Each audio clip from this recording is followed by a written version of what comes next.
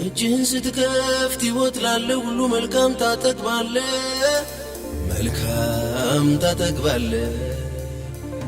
የሰራዊት ጌታ ቅዱስ እግዚአብሔር እንዴት ደግ አምላክ ነህ፣ እንዴት ደግ አምላክ ነህ። ክብር ለእግዚአብሔር ይሁን። እንደምን አረፈዳችሁ፣ እንደምን ዋላችሁ። የጌታ ስም የተባረከ ይሁን። ዛሬ እንደገና ደግሞ እግዚአብሔር ፈቅዶ ተገናኝተናል። በእግዚአብሔር ፊት በዚህ በማይለወጠው ለዋጭ ዙሪያ የተወሰነ ሐሳብ ዛሬ እናነሳለን። በጣም ጠቃሚ ሐሳብ እንግዲህ እንደ እግዚአብሔር ደግሞ እንዲያስተምረን በእግዚአብሔር በአምላካችን ፊት ሁላችንም ተነስተን ቆመን እንጸልይና እግዚአብሔር ያዘጋጀልንን የዕለቱን መልእክት አብረን እንሰማለን ማለት ነው። እግዚአብሔር ይመስገን። እንጸልያለን ሁላችንም።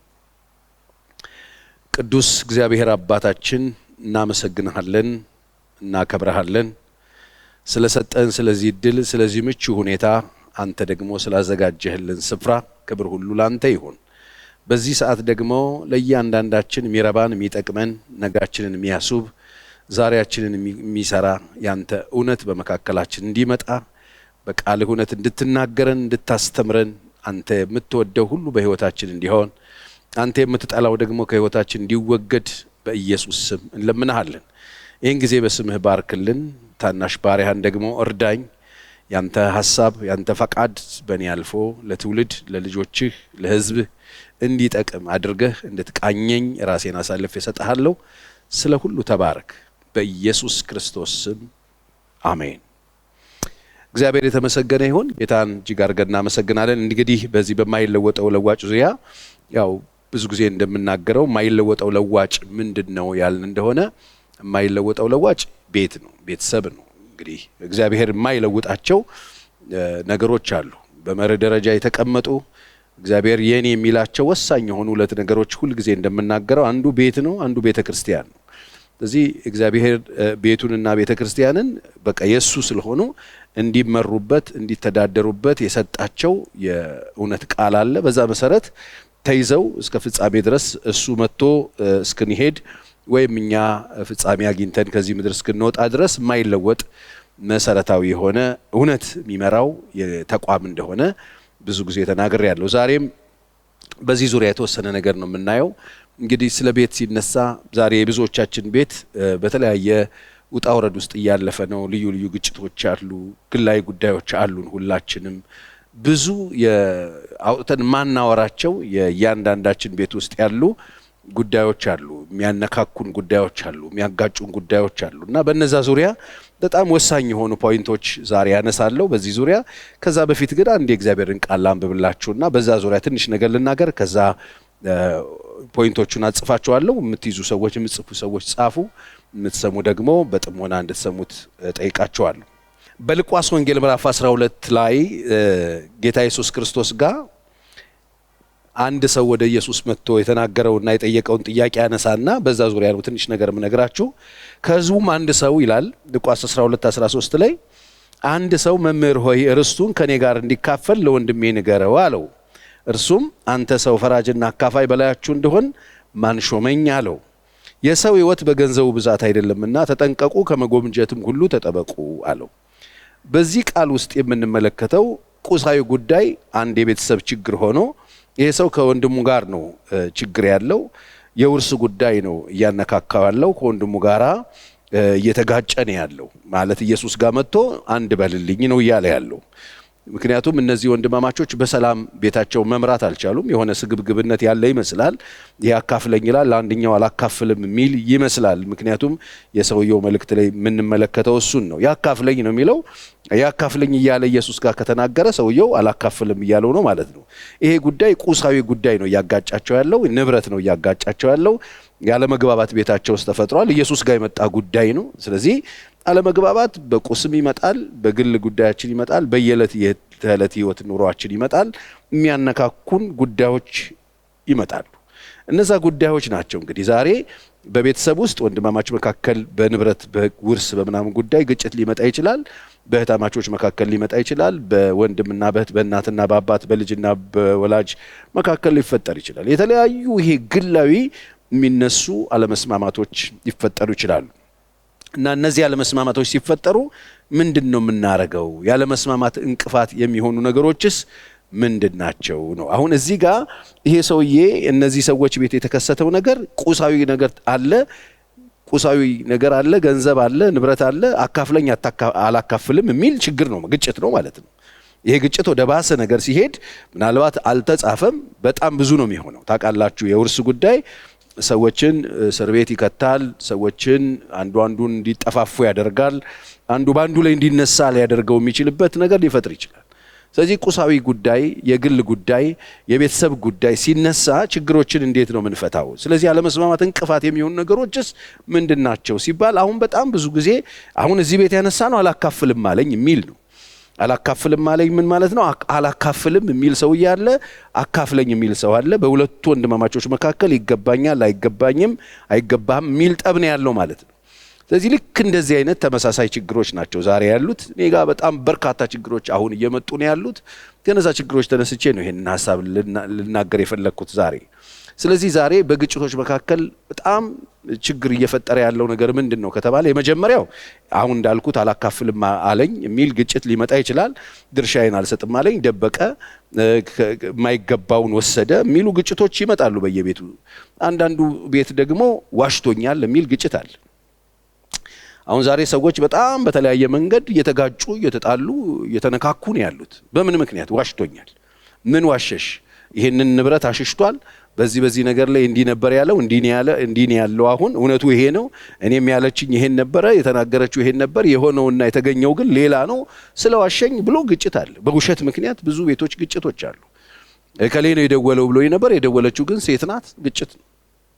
ስለዚህ ግጭቶች ከየት ነው የሚመጡት? በተለያየ መንገድ ግጭቶች ሊመጡ ይችላሉ። በንብረት ሊመጡ ይችላሉ፣ በቁሳዊ ነገር ማለት ነው። እንደገናም ደግሞ በራሳችን ባህሪ ሊፈጠር ይችላል። ዋሽቶኛል አንዱ የግጭት ምክንያት ነው። ዛሬ ለእርቅ ቁጭ ስንል ለምንድን ነው የተጣላችሁት ሲባል ዋሽቶኛል። ስለዚህ እንዴት ነው የሚሆነው? አሁን አንድ ዋሾ ሰው ቤት ውስጥ ኖሮ ግጭት ተፈጥሯል። በምንድን ነው የምንፈታው? እንዴት ነው የምንፈታው? ወደ ኋላ ላይ ነግራችኋለሁ። ለምንድን ነው የተጋጫችሁት? ዋሽቶኝ። ለምንድን ነው የተኮራረፋችሁት? ዋሽታኝ ይሄን ያለችኝ የት ነኝ ስላት እዚህ ነኝ ያለችኝ፣ የተገኘችው ግን ሌላ ቦታ። ዋሽታኝ እኔ የለውም ሀገር ውስጥ አለኝ፣ ግን በአጋጣሚ ሳልፍ በመኪና ሲያልፍ አየሁት ከጓደኞቹ ጋር የሚሉ ውሸቶች አሉ። ዛሬ ግጭቶች ምክንያትና ሰበብ ሆነው ተገኝተዋል። ሌላው ተናድጄ ነው፣ በጣም ተናድጄ ነው፣ አናዳኝ ነው፣ አናዶኝ ነው፣ አበሳጭቶኝ ነው። በቃ በዚህ ጉዳይ በጣም አናዳኛለች። ምክንያቱም ይሄን ማረግ አለባት ብዬ ስጠብቅ ማረግ ያለባትን ሰው ማረግ የሌለባትን ያረገችው። በጣም ነው ያናደደች። ቸርዬ ብታይ ብስጭት ነው ያልኩት። የግጭት ምክንያት ተናድጄ ያለው፣ አናዶኛል፣ አበሳጭቶኛል፣ አናዳኛለች፣ አበሳጭታኛለች። ለምን እኔን? ምክንያቱም ብዙ ሰው ንዴቱን ያው የሚናደድባቸው ምክንያቶች ብዙ ናቸው። አንዳንዱ ዝም ብሎ ከመሬት ተነስቶ ጠበደላላ ነው። ምክንያቱም ሰው ሁሉ እንደሱ እንዲያስብ የሚፈልግ ሰው አለ። ሰው ሁሉ እንደሱ እንዲናገር የሚፈልግ ሰው አለ። ሰው ሁሉ እንደሱ እንዲኖር የሚፈልግ ሰው አለ። ያ ሰው ከንዴት ውጪ ሊሆን አይችልም። ስለዚህ ተናድጄ ነው፣ በቃ አናዶኝ። ለምንድን ያቆረፍሽው? ለምንድን የተጣላችሁ? ለምንድን የተዘጋጋችሁት? ለምንድን ይሄን ያህል ጊዜ አብራችሁ ያሉናችሁት? በቃ ለምንድን ነው ማትነጋገሩ? ተናድጃለሁ፣ አናዶኝ ነው። ይሄም አንድ ነገር ነው። እንግዲህ ንዴቱ ከየት ይምጣ በምን ይምጣ አይታወቅም። በርካታ ነገሮች አሉ የሚያናድዱን። እንዳልኩት ሰዎች እንደኔ ያስቡ የሚል ንዴት አለ። ሰዎች እንደኔ ለምን አልተናገሩ የሚል ንዴት አለ። እኔ የምለውን ነገር ለምን አላለችም ለምን አላለም የሚል ንዴት አለ። አንዱ የግጭት እንግዲህ በየቤቱ የሚፈጠረው ችግር ይሄ ነው። ተናድጄ ነው የሚሉ ሰዎች አሉ። እና ሌላው ደግሞ ግትርና የማይታዘዝ ነው። በቃ የማትታዘዝ ናት። እኔ የምላትን ፈጽሞ አታርግ። እኔ ይሄንን ከሆነ ምለው ቀኝ ከሆነ ምለው እሷ ገራ ነው የምትለው። እንደዚህ አይነት ሰዎች አሉ። ግትርና አትታዘዘኝም፣ አይታዘዘኝም የሚል ግጭቶች አሉ። ግጭቶቹ የሚመጡባቸው ቦታዎች ብዙ ናቸው። ስለዚህ የማይታዘዘን ሰው፣ የማትታዘዝን ሴት፣ የማይታዘዝሽን ባል እንዴት ነው የምታደርገው? በዚህ ምክንያት ምንድነው ያሰባችሁት? ግትርነቱ፣ የማይታዘዝ መሆኑ። እኔ የምለውን ሳይሆን የማልላትን ነው የምታደርገው። ምንም ነው የማትሰማኝ ፓስተር ይላሉ ሰዎች። ግጭቶች በዚህ ምክንያት ይመጣሉ። ባለመታዘዝ ምክንያት አናዶኝ ነው፣ አበሳጭቶኝ ነው። በቃ በዚህ ምክንያት ምናልባት ወጣቶች ይሄን አስቡበት። ነገ ከነገ ወዲያ ቤታችሁ ውስጥ ከዚህ ውጪ የተለየ ግጭቶች የሚመጡበት መንገድም አይኖርም። ያ ከዚህ ውጪ አሁን ካነሳሁት ውጪ ምናልባት የተወሰነ ነገር እንጨምር ይሆናል። ከጊዜ አንፃር ነው አሁን ያነሳው ያለሁት።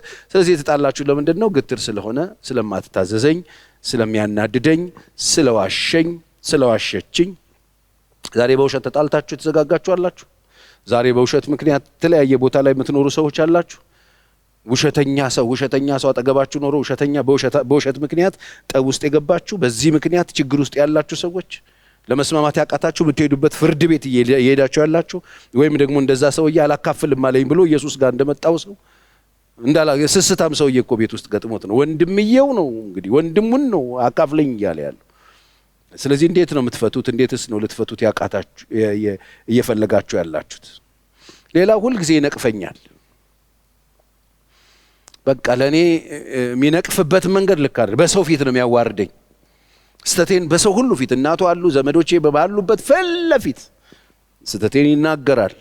እኔን ሊያርም የሚፈልግበት መንገድ በጣም ያናደኛል። በዛ ምክንያት አዝኛለሁ። በዛ ምክንያት ጠባለ። ስለዚህ ስተትን ለማረም ሰዎች የሚሄዱበት መንገድ፣ ሰዎችን ስተታቸውን ለማረም የሚናገሩበት ነገር፣ የሚያደርጓቸው እንቅስቃሴዎችና አክሽኖች በጣም ብዙ ጠቦችን ይፈጥራሉ፣ ብዙ ችግሮችን ይፈጥራሉ። ስለዚህ ላለመስማማት እንቅፋት የሆኑ ሰው ተስማምቶ እንዳይኖር አብሮ እንዳይኖር እንቅፋት የሆኑት ነገሮች በቃ እነዚህ ናቸው። ስለዚህ ሰውን ለመንቀፍ ሰውን ለማስተካከል ሲያስብ የምትናገሩበት ነገር ፍቅር የጎደለው መሆን የለበትም። ስለዚህ ሰዎችን ለመንቀፍ ስታስቡ ፍቅር አልባ የሆነ ነቀፋ የምታደርጉ ከሆነ ቤታችሁን በዘላቂነት አደጋ ውስጥ፣ ግጭት ውስጥ ሊጥለው ይችላል።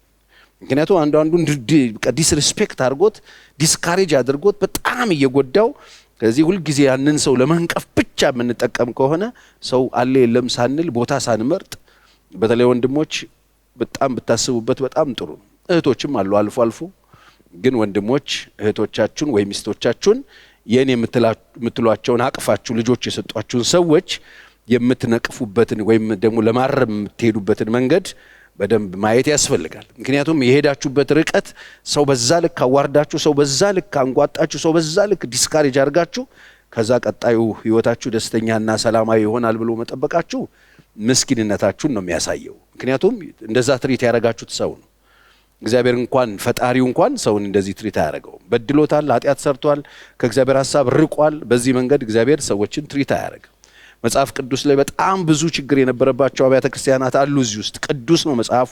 እዚህ ቅዱስ መጽሐፍ ውስጥ በጣም እርኩስ የሆኑ ሰዎች ነበሩ። እነዛ እርኩስ የሆኑትን የቆሮንቶስ ሰዎች እንደ ያ ሁሉ መዓትና ችግር የአባቱን ሚስት አግብቶ በጣም ብዙ ርኩሰት፣ ለጣዖት የተሰዋ የሚበላበት ትልልቅ ጠቦች፣ የቤተሰብ ችግር፣ በጣም ብዙ መከራና ችግር ያለበትን ቤተ ክርስቲያን ትሪት ሲያደርግ የተቀደሳችሁ ብሎ ነው የሚጀምረው። ቅዱሳን እያለ ነው የሚናገረው። መጀመሪያ ትሪት ያደርጋል። ሰውን እንኳን ለመገሰጽ የሚሄድበት መንገድ መጽሐፍ ቅዱስ በጣም የተዋበ ነው። ስለዚህ እርስ በርሳችሁ ስትነቃቀፉ በጣም ጥንቃቄ ማድረግ አለባችሁ። ማለት አለመስማማታችሁን የሚጨምረው ስለሆነ ማለት ነው። ባለመስማማት ላይ አለመስማማት ለመጨመር ካልሆነ ይሄ ጉዳይ አይጠቅማችሁ። በችግራችሁ ላይ ችግር ለመደረብ ካልሆነ ትሪት የምትደራረጉበት መንገድ አይጠቅማችሁ። አንዱን እያዋረደው፣ አንዱን እየሰደበው፣ አንዱን እየነቀፈው፣ አንዱን እየበደለው፣ አንዱን እንደፈለገ እየተናገረው ቀጣይ ህይወቴ ጥሩ ይሆናል ብሎ ማሰብ ትክክል አይደለም። ስትነቃቀፉም ፍቅር አልባ መሆን የለበትም። እርስ በርስ ስትነጋገሩም ጥንቃቄ ያስፈልገዋል። አንዳችሁን በጥንቃቄ እንድታስቡ እንድታዩ ያስፈልጋል። ሌላው ግጭትን የሚፈጥረውና ደግሞ አለመስማማትን ቤታችን ውስጥ የሚያመጣው ነገር ሊያታልለኝ እንደሚፈልግ አውቃለሁ። አንዳንድ ሰው በጣም እርግጠኛ ይሆናል። አንተ አልገባህም፣ እያታለለ ነው። ሲስቅ እውነቱን መስሎ ነው፣ ሲያለቅስ እውነቱን መስሎ ነው፣ እውነቷን መስሎ ነው። እሷ ውሸቷን ነው፣ በእንቧ እየሸነገለች ነው፣ እያታለለች ነው። ምስኪን ትመስላለች፣ ምስኪን ይመስላል ይባላል። ስለዚህ አንዱ ግጭቶችን ከራሚ የሚያደርጋቸው ቤታችን ውስጥ ሊያታልለኝ እንደሚፈልጋው አሁንም እያታለለኝ ነው፣ አሁንም እያጭበረበረኝ ነው። ትናንትና ምን እንደዚህ ነበር ያለኝ። አንዳንድ ሰው ሲስተሙንም ንግግሩን ለዛውን ራሱ ሳይቀይር በድግግሞሽ ህይወት ውስጥ የሚመላለስ አለ። በነገራችን ላይ እንደዚህ አይነት የማታለል ህይወት ተለማምዳችሁ በዚህ በማታለል ህይወት ውስጥ ሰዎች ሽማግሌ በማታለል፣ ፓስተሮቹን በማታለል፣ ቄሱን በማታለል፣ ውስጣሱን በማታለል፣ አባቶችን በማታለል፣ ሴቶችን ሁሉን በማታለል የተካናችሁ ሰዎች ይሄ ጥበብ አይደለም። በነገራችን ላይ የሰብዕና ችግር ነው፣ በሽታ ነው፣ መታከም ያለባችሁ ችግር ነው። ለዚህ ነው አንዳንድ ሰዎች ለእርቅም ለመስማማትም ፈቃደኛ የማይሆኑት፣ እያታለለ ነው። ምክንያቱም ይደጋግሙታል። አንድ ችግርን በጣም የምትደጋግሙ፣ ውሸታችሁን በጣም የምትደጋግሙ ሰዎች ከዚህ ውሸት ውስጥ፣ ከዚህ ችግር ውስጥ፣ ከዚህ ውጣ ውረድ ውስጥ፣ ከዚህ ካላችሁበት መከራ ውስጥ መውጣት ከፈለጋችሁ እውቀታችሁን አስተካክሉ፣ አይምሮአችሁን አስተካክሉ፣ አይምሮአችሁን ታከሙት። በስነ ስርዓት ቁጭ በሉና ቴራፒ ውሰዱ፣ ተማሩ። የእግዚአብሔርን ሐሳብ ለመረዳት ሞክሩ። አለበለዚያ አትወጡም። ዛሬ አልቅሳችሁ ውሸታችሁን አድሚት ስላደረጋችሁ ነገ ከውሸት ትወጣላችሁ ማለት አይደለም። ይሄ የሰበእና ችግር ነው። በሰዎችን እየዋሹ እያታለሉ እንደገናም ደግሞ እያሳመኑ መኖርን ልማድ ያደረጉ ሰዎች ህይወት አንዱ ይሄ ኖርማል ነው ለነሱ። ይሄ በሽታ እንደሆነ ግን ሕክምና የሚፈልግ ምናልባት እንደ እድል ሆኖ ደሃ ሀገር ሆነን ነው እንጂ ሌላ ሀገር ቢሆን ቢጃማችሁን ወይ ሽርጣችሁን ለብሳችሁ መርፌ እየተወጋችሁ ኪኒን እየተሰጣችሁ ከቤተሰብ ተለይታችሁ ሪሃብ ሴንተር ነበር የምትቀመጡት እናንተ ውሸታሞች። ግን እዚህ እየነዳችሁ ነው። እዚህ ግን ትምህርት ቤት ልጆች ታደርሳላችሁ እያጭበረበራችሁ። ሐኪም ቤት የሚሄድ በሽታ ነው። ልብሳችሁን አውልቃችሁ ባዶ እግራችሁ ስላልሮጣችሁ ጤነኛ አይደላችሁ። የበሽታው ጥግ አንዳንድ ሰው ውሸቱ በሽታ አይመስለውም። ሰዎችን እያታለሉ መኖር በሽታ አይመስለውም። ለዚህ ነው አንዳንድ ሰዎች ለዚህ እርግጠኛ ነኝ እያታለለ ነው ይላሉ። በደም ፋቅ ሲደረግ እውነት ነው። ሰዎቹ በጣም በተደጋጋሚ በውሸት የተካኑ ናቸው። ምክንያቱም በሽማግሌ ፊት አልቅሰው ሽማግሌዎቹ ዞር ሲሉ ምን አባቱ ይሄን ሰው የሸወድኩት እያሉ ለራሳቸው እየነገሩ ስለሆነ ይሄ ጥበብ አይደለም፣ ይሄ ህመም ነው። ታከሙ። ሐኪም ቤት ሂዱና በደም ባለሙያዎችን ጠይቁ። ስም ያለው በሽታ ነው። ብትታከሙ መርፌ ምናምን ካለው ብትወስዱ፣ ኪኒን ካለው ብትውጡ፣ ቀጭኗን፣ ትንሿን፣ ቀዩን፣ ሰማያዊዋንና ያላችሁ በስነ ስርዓት በሰዓት የሚዋጥ ነገር ካለ ብትወስዱ፣ ቴራፒ ካለ ብትንቀሳቀሱና እንደዚህ አይነት ነገር ብታደርጉ በጣም ጥሩ። አለበዛ አይሆንም። በቃ መታመማችሁን ሳታውቁ እንደ ታመማችሁ ኖራችሁ መቃብር ትገባላችሁ። ሰዎችን እንደዚህ በዚህ ልክ አይምሯቸውን እያበላሻችሁ መኖር ተገቢ አይደለም። ባሎቹ ነው፣ ሚስቶቹ ነው፣ እርስ በርስ ወንድምና እህቱ ነው፣ ማንም ሆኖ ይሄን ብታደርጉ በጣም ጥሩ ነው። ውሸታሞች ይሄን አድርጉ። ምክንያቱም የእናንተ ውሸት ለእርቅ በጣም አስቸጋሪ ስለሆነ እያታለላችሁ የምትኖሩ ሰዎች የተካናችሁ ሰዎች ስለሆናችሁ ለሽምግልና አስቸጋሪ ነው የምትሆኑት። ሌላው አንዳንድ ሰዎች ችግሮች በጣም እየተባባሱ የሚመጡባቸው ምክንያቶች ያን ያደረገው እኔን ለማዋረድ ነው የሚሉ ሰዎች አሉ። እኔን ለማዋረድ እኔን ለማሳነስ ብሎ ነው፣ በሰው ፊት ይሄን ለማድረግ ብሎ ነው ይሄን ያደረገው። ግጭቶች ያባብሳሉ። ስለዚህ አንዳንድ ሰዎች ተናደው የሚያደርጉት ነገር ባላቸውን ወይ ሚስታቸውን የተበቀሉ መስሏቸው የሚያደርጓቸው ነገሮች ቤታቸውን የጥልቅ ይዞት እንደሚሄድ ማወቅ አለባቸው። እነዚህን የመሳሰሉ ግጭቶቻችን ቤታችን እንዲከርሙ እንቅፋት ተስማምቶ ለመኖር እንቅፋት የሚሆኑ ነገሮች ስለሆኑ እነዚህ እንቅፋቶችን አስወግዱ። ሚስቶቻችሁን ትሪት የምታደርጉበትን መንገድ አስወግዱ። ተናድጄን ነው አናዳኝ ነው የሚለውንም ተወት ለማድረግ ሞክሉ። ውሸት ስለዋሸኝ ነው የሚለውንም ተውት። ምክንያቱም ሰው ዘመኑን በሙሉ ውሸታም አይሆንም። ከውሸት ሁላችንም ዋሽተን እናውቃለን። ውሸት ያው እንትን አይደለም፣ ቆዳ አይደለም፣ የሚቀየር ነው። እውቀት ሲገባብን ሀሳባችን ይቀየራል። ሀሳባችን ሲቀየር ድርጊታችንም ኑሯችንም ህይወታችንም ይቀየራል። ስለዚህ ይሄንን ማሰብ በጣም ያስፈልጋል። ስለዚህ ግጭቶች ቤታችን ውስጥ ተስማምተን እንዳንኖር ምክንያት ከሚሆኑ ነገሮች መካከል የተወሰኑትን ያነሳሁት። እንግዲህ እነዚህን መሰል ጉዳዮች በምን መንገድ ነው ታዲያ የምንፈታው? ፓስተር ቸሪ እቺ ልንገራችሁ። ግጭቶች አሉ ቤታችን ውስጥ። አዎ። የሚያነካኩን ነገሮች አሉ። አዎ። ውሸቶች አሉ። አዎ። ንዴቶች አሉ። የሚያበሳጩ ተግባሮች አሉ። አዎ። ንቀቶች አሉ። አዎ። ስድድቦች አሉ። አዎ። እነዚህ ነገሮች በምን መንገድ ነው የምንፈታቸው?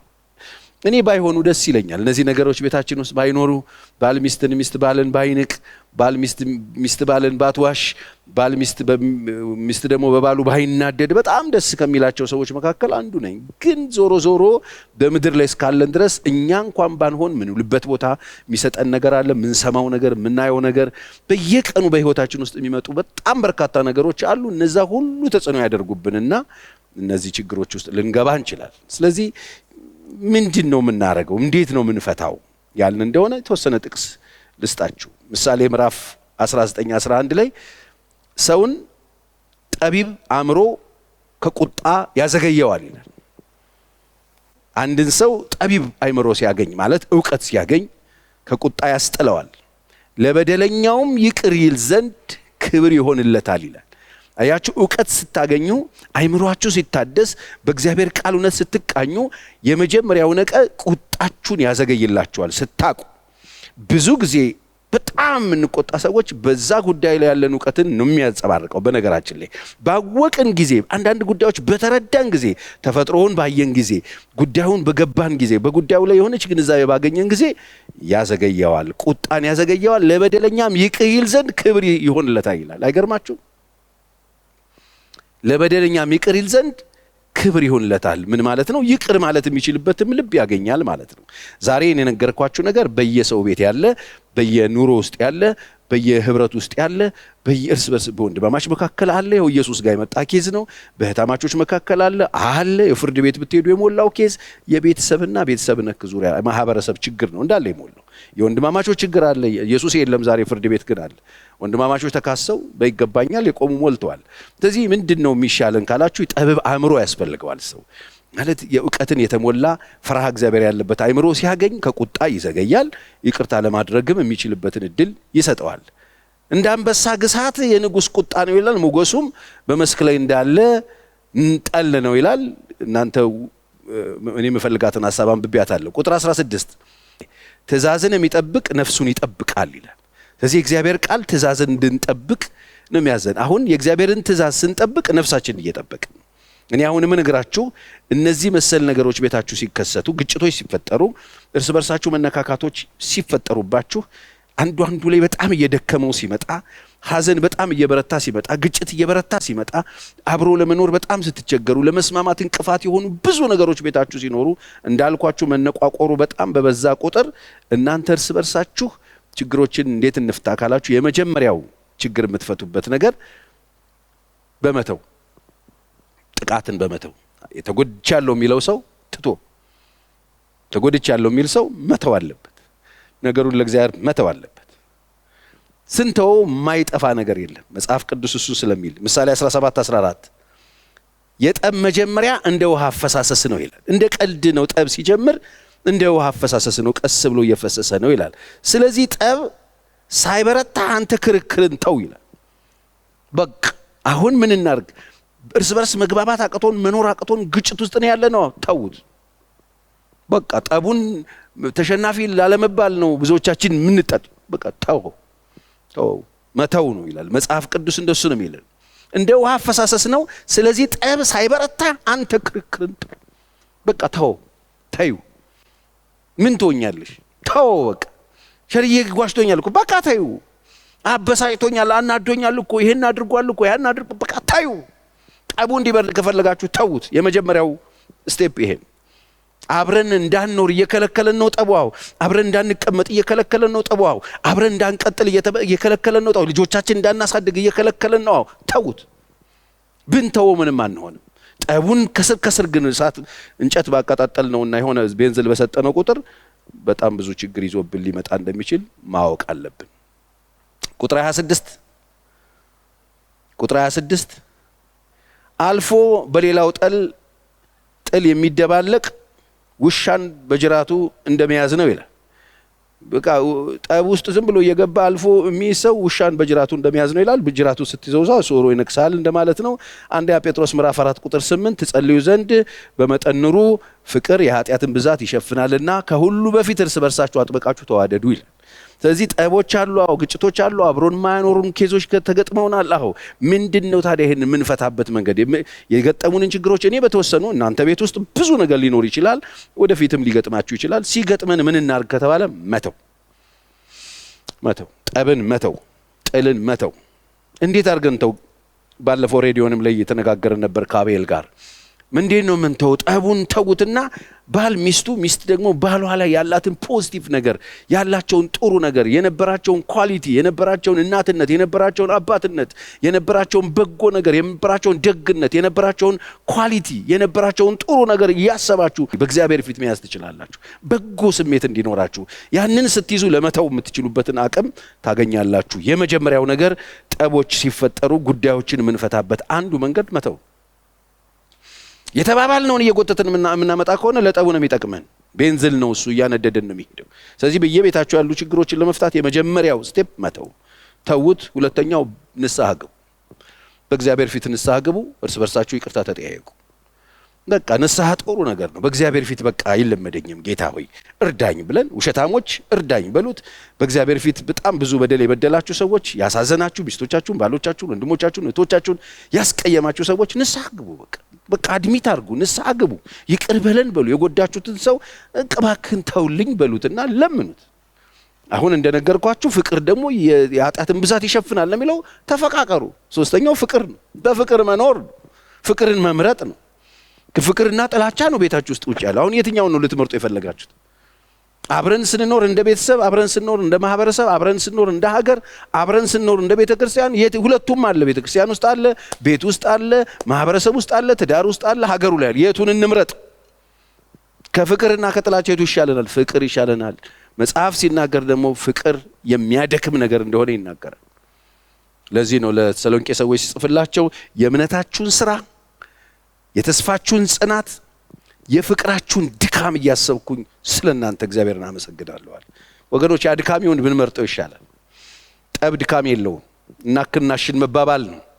መዘረጣጠጥ ብቻ ነው የሚጠይቀው። ብዙ ፍቅር የኃጢአትን ብዛት ይሸፍናል ይላል። ስለዚህ ፍቅርን ምረጡ፣ የሚያደክመውን ምረጡት። እሱን ስትመርጡት አብራችሁ መኖር የምትችሉበትን ጥበብ ታገኛላችሁ። ሌላው ደግሞ ምናልባት በፍቅር አንዳችንን መገሰጽ። ይሄን እኮ ማለት አልነበረብሽ። በፍቅር ይዘን ግሳጼያችንም ቅድም እንዳነሳ ነው በሰው ፊት የሚያዋርድ ነገር ለመናገር ሳይሆን ይሄ ስለነበር በቃ ችግርን ከሰው ለይተን ተግሳጽ ካስፈለገ እንደሱ ማድረግ በጣም ጥሩ ነው። በመጨረሻ ይቅርታ በመጠያየቅ ነው። ከንስሐው ጋራ ተመሳሳይ ሊመስል ይችላል፣ ግን ይቅርታ መጠየቅ ሌላ ጉዳይ ነው። አጥፍቻለሁ፣ በደለኛ ነኝ ብሎ ይቅርታ ጠይቀን ችግሮችን መፍታት መቻል አለብን። ስለዚህ እነዚህ በጣም ወሳኝ የሆኑ ችግሮቻችንን የገጠሙንን በማይለወጠው ለዋጭ ውስጥ የተፈጠሩብንን ችግሮች እንግዲህ በየቤታችን የሚፈጠሩ ችግሮች ብዙ ናቸው። ይንቀኛል የሚሉ አሉ፣ ያናድደኛል የሚሉ አሉ፣ ይሰድበኛል የሚሉ አሉ፣ ይመታኛል የሚሉም አሉ። እና እንደው ስለ እግዚአብሔር ብላችሁ የምትማቱ ወንዶች በጣም ስርዓት ልትይዙ ያስፈልጋል። የምትማቱም ሴቶች አላችሁ፣ ብትተው በጣም ጥሩ ነው። አንደኛ አይደረግም። ባል ሚስቱን ሲመታ ምን ማለት እንደሆነ ልንገርህ። የሆነ ጥግ ኮርነር ላይ ቆመህ ራስን እንደመደብደብ ነው። መጽሐፍ ቅዱስ የሚያስተምረው እሱ። ሚስትም ባልን በፍጹም እንደዚህ አንዳችሁን ለማስነወር መሯሯጥ የለባችሁም። ብዙ ፍቅር የኃጢአትን ብዛት መሸፈን ይችላልና እርስ በርሳችሁ ተሸፋፈኑ። የማይሆን ቦታ ላይ ችግርን ለመፍታት ይዛችሁ አትሩጡ። አንዳችሁ ለአንዳችሁ ያላችሁን ፖዚቲቭ ነገር ማሰብ ጀምሩ። አንድ ሁለት ጥቅስ ልጨምርና ከጊዜ አንጻር የዛሬውን ጸልየን እንጨርሳለን። ምሳሌ 10:12 ጥል ክርክርን ታስነሳለች። ሁልጊዜ ጥል ሲኖር ክርክርን ታስነሳለች፣ ፍቅር ግን ኃጢአትን ሁሉ ትከድናለች ይላል። አያችሁ፣ ጥል ሁልጊዜ ጥል ካለ ክርክር ነው በየጊዜው የሚነሳው። አሸናፊነትን ለመጎናጸፍ እርስ በርስ እንዲያርገሽ ክርክር ነው የሚነሳው። አሸናፊ የሌለው ጨዋታ ትጀምራላችሁ። በህይወታችሁ ዘመን ሁሉ የማታርፉበት ስቃይ ውስጥ ልትገቡ ትችላላችሁ። ፍቅር ግን የኃጢአትን ብዛት ትከድናለች ይላል። ፍቅር ሲኖር ግን አንዳችን ማለፍ፣ መክደን፣ መተው፣ ማለፍ የምንችልበትን ጸጋና ኃይል ይሰጠናል ማለት ነው። ምዕራፍ 10 አሁንም ምሳሌ ቁጥር 17 ተግሳጽን የሚጠብቅ በህይወት መንገድ ይሄዳል፣ ዘለፋን የሚተው ግን ይስታል ይላል። ስለዚህ ዛሬ እግዚአብሔር እየተናገራችሁ ያለውን ነገር አስቡት። ዘለፋን አትተው፣ ትስታላችሁ። እግዚአብሔር ሲናገራችሁ መለስ በሉ።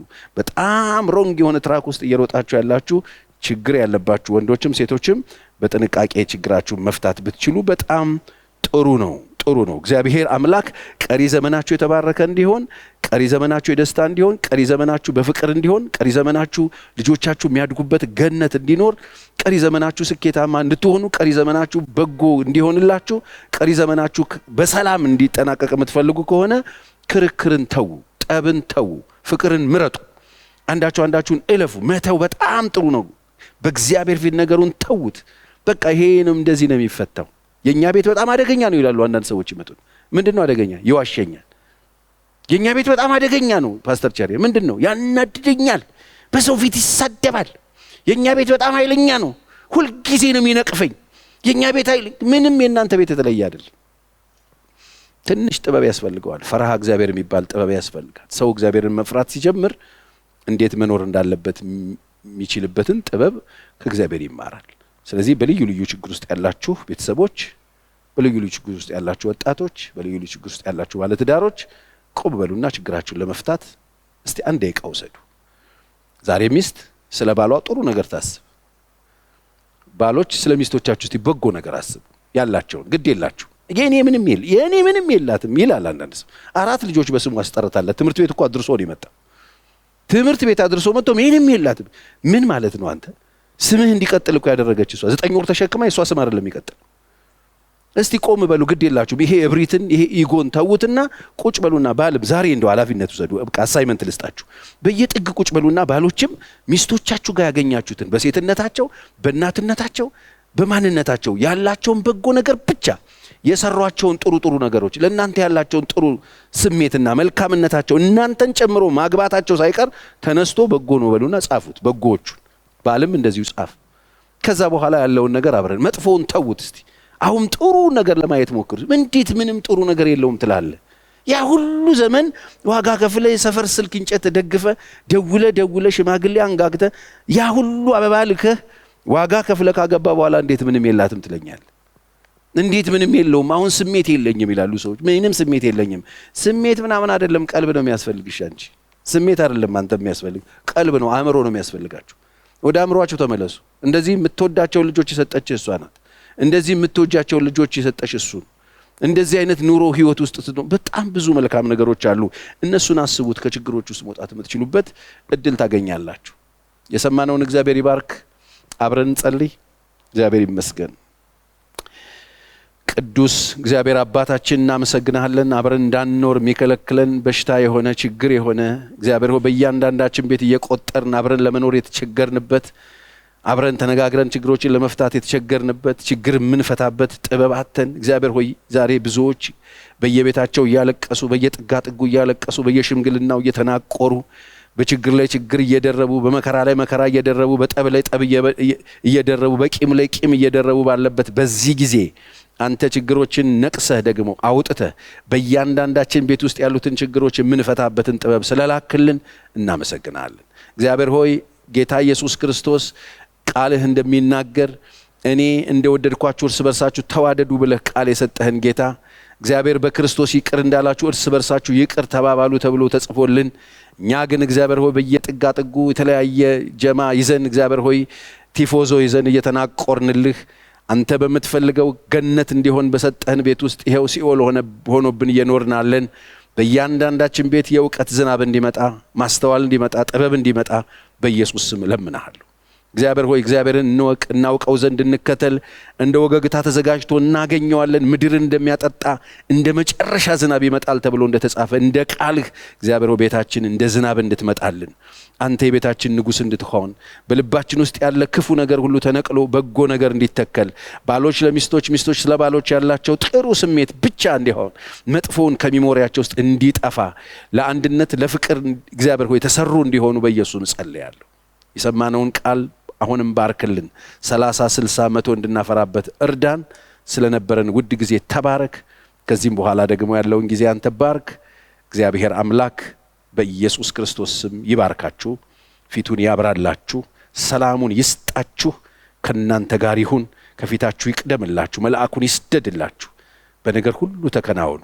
አንድ ቀን በክብር በመንግስቱ እንገናኝ። ደህና ዋሉ።